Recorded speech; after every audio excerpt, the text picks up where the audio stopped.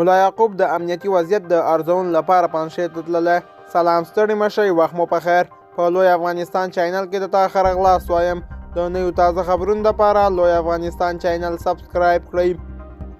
ملا یعقوب د امنیتي وضعیت د ارزونې لپاره پنجشیر ته تللی دی. د پنجشیر ولایت څخه د جګړې او د نښتو راپورونه سره سم مهاله د طالبان حکومت د دفاع وزارت سرپرست ملا محمد یعقوب مجاهد د امنیتي وضعیت د ارزولو لپاره دغه ولایت ته تللی دی. د دفاع وزارت ویان عنایت الله خوارزمي د شنبې په ورځ د مې پر 21مه د غوایي پر 31مه رسنیو ته په لیږدولي پیغام کې ویلي چې ملا یعقوب پنجشیر ته د سفر په ترڅ کې د امنیتي ځواکونو او د قومي مشرانو سره لیدلي دي.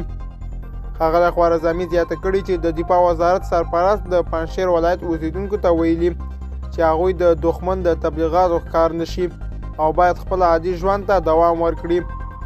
د طالبان دغه لوړپوړه چارواکي د سیمې اوسیدونکو څخه همدارنګه غوښتنه کړې چې د نظم په ساتلو کې له طالبان مسؤلینو سره همدارنګه همکاري وکړي. د طالبان دغه لوړپوړه چارواکي د سیمې اوسیدونکو څخه د همدارنګه غوښتنه چې د نظم په ساتلو له طالبان مسؤلینو سره همکاري وکړي.